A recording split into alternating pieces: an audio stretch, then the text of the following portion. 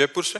आदाब वल्लभ सिंह। श्री हरिवंश गुरुदेव। गुरुदेव भगवान, आपने प्रहलाद जी की स्थिति का वर्णन किया कि वे सबसे उच्च कोटि के महात्मा, अखंड नाम जापक, अखंड इष्ट स्मरण करता।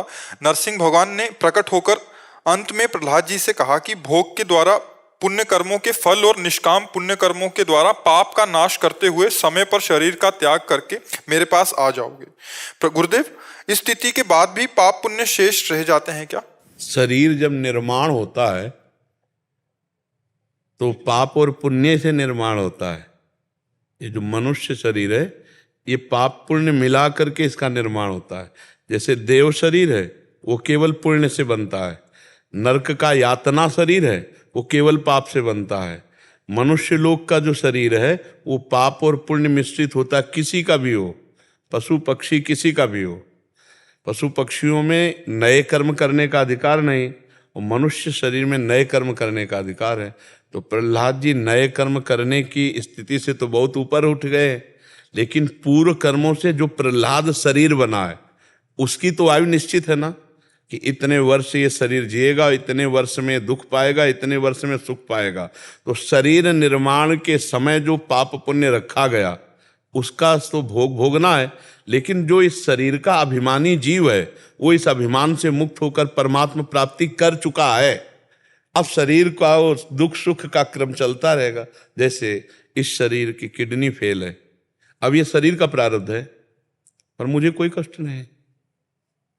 अगर कष्ट होता तो हम सैया में पड़े होते, तुमसे बात करते क्या? सुबह 50,000 आदमी रोड में खड़ा सबसे राधे राधे करते, आके तुरंत थोड़ी देर बाद सत्संग प्रारंभ, सत्संग से एकांतिक। तो शरीर का प्रारब्ध भोग रहे हैं ना, कट रहा है ना प्रारब्ध। अब हजारों आदमी प्रणाम कर रहा है वो पुण्य ले रहे हैं, कुछ निंदा कर रहे हैं वो पाप ले रहे हैं, और कुछ भोग रहे हैं इससे पाप क्षय हो रहा है। पाप और पुण्य दोनों क्षय हो गए, अंतिम भगवान को प्राप्त होते हैं।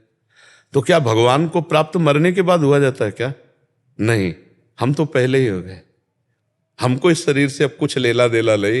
अब जैसे ताली बजी तो आवाज आई ना, तो इस शरीर का ये स्वभाव है, लेकिन हमें कोई पीड़ा नहीं। जैसे पीड़ा है हमें कोई पीड़ा नहीं, प्यास है हमें कोई प्यास नहीं, हमें कोई परेशानी नहीं।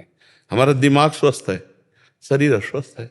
वही बात प्रहलाद जी को कह रहे हैं कि तुम्हारे शरीर की रचना के समय जो पुण्य और पाप रखे गए थे, शुभ और अशुभ प्रारब्ध, उन दोनों को भोग लो और इसके बाद आ जाओ हमारे पास। प्राप्त तो प्रहलाद जी अभी हो गए, हर स्थिति में भगवान का उनको सानिध्य दर्शन प्राप्त हो रहा है ना। जब मार रहे हैं पीट रहे हैं तो देख रहे हैं हरि मुझे गोद में लिए हुए हैं। उनको कोई भगवत साक्षात्कार करना तो नहीं, गर्भ से नारद जी ने भगवत साक्षात्कार महापुरुष प्रकट कर दिया प्रहलाद जी को, पर भोग शरीर का भोगना पड़ा। देखो ध्रुव जी को भगवान का साक्षात्कार हुआ और कितने 36,000 वर्ष राज्य शासन किया, यक्षों से युद्ध किया। बड़ा चरित्र आता है ना। ये है पुण्य और पाप की लीला, और वो दोनों से निरपेक्ष है क्योंकि भगवत प्राप्त हो चुके हैं। भगवत प्राप्त महापुरुषों के शरीर में भी सुख दुख देखा जाता है। जिस खोपड़ी पे कुंतलों फूल चढ़े उड़िया बाबा, उसी खोपड़ी पे गड़ासा चला। बोलो जिसका कभी किसी जीवन में किसी से भी बैर नहीं रहा होगा, एक विक्षिप्त आदमी वहीं आश्रम में आके रहने लगा, सेवा करता, खाता पीता, ऐसे जैसे बाबा जी रहते हैं ऐसे रहने लगा। ऐसे सत्संग हो रहा था, शांत मुद्रा में पूज्य पादुड़िया बाबा जी बैठे थे। तो अब जैसे मक्खी है हटाने के लिए पंखा या मोर पंख रखते हैं सेवक जन, तो ऐसे ऐसे मोर पंख कर रहे थे।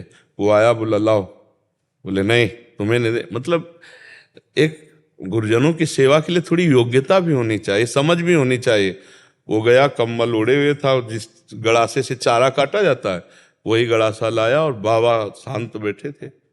इतनी रफ्तार से मारा कि 6-6 इंच गड़ासा खोपड़ी में घुस गया और 5-6 गड़ासे कि मतलब कोई समझ ही नहीं पाया, किसी की संभावना ही नहीं थी कि मतलब ऐसा खून के फव्वारे उठे। बाबा एकदम ओ, तो ये प्रारब्ध हो गए ना। भगवत प्राप्त महापुरुष तो बहुत पहले हो गए थे, ब्रह्म बोध संपन्न महापुरुष, जीवन मुक्त महापुरुष, लेकिन शरीर का पाप और पुण्य का प्रारब्ध देखो। जिस खोपड़ी पे हजारों मन फूल चढ़ा होगा, अंतिम लीला गड़ासे से हो रही है। भगवान के चरण में बहेलिया बाण मारता है, द्वारिकाधीश के अंतर्ध्यान लीला। तो अगर छुप कर बाली को मारा तो वही व्याध बनकर भगवान लीला, जो कर्मों का हिसाब किताब है वो खेल। तो इसीलिए प्रहलाद जी से कहते हैं कि तुम अपने पूर्व के पुण्य और पाप का भोग कर लो, मुझे प्राप्त हो जाओ। पर वो शरीर राग रहित महापुरुष हैं, तो इसलिए पुण्य पाप का संबोधन मात्र किया जाता है, वो उस भोग से परे हैं।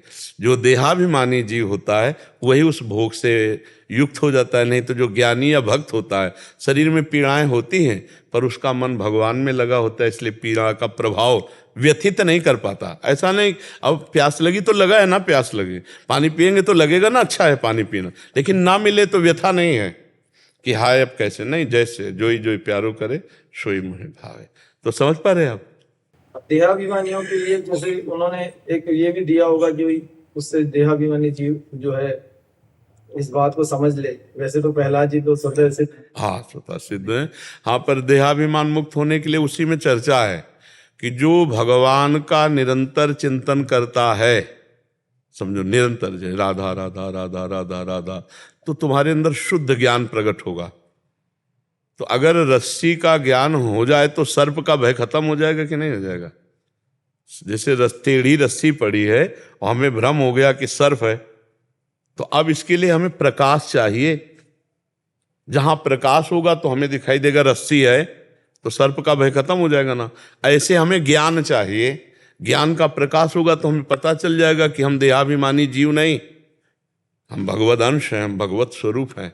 जहां ज्ञान हुआ तो रस्सी का जो सांप का भ्रम था, मरने जीने का, दुख सुख का, ये सब भ्रम खत्म। जासु कृपा सब भ्रम मिट जाई, गिर जा सोई कृपालु रघुराई। जो भगवान का भजन करता है तो उनकी कृपा से भ्रम नष्ट हो जाता है। जो मैं स्त्री हूं, मैं पुरुष हूं, देहाभिमान है, ये भ्रम नष्ट हो जाता। जासु कृपा सब भ्रम मिट जाई, या गुरुदेव की कृपा से। गुरु प्रसन्न साहब अनुकूला, मिटी सकल कल्पित भय शूला। एक कल्पनात्मक जो भय है वो गुरु प्रसन्न हो गए, साहब इष्ट अनुकूल हो गए, शुद्ध ज्ञान जागृत हो गया, भय खत्म हो गया, निर्भय हो गया।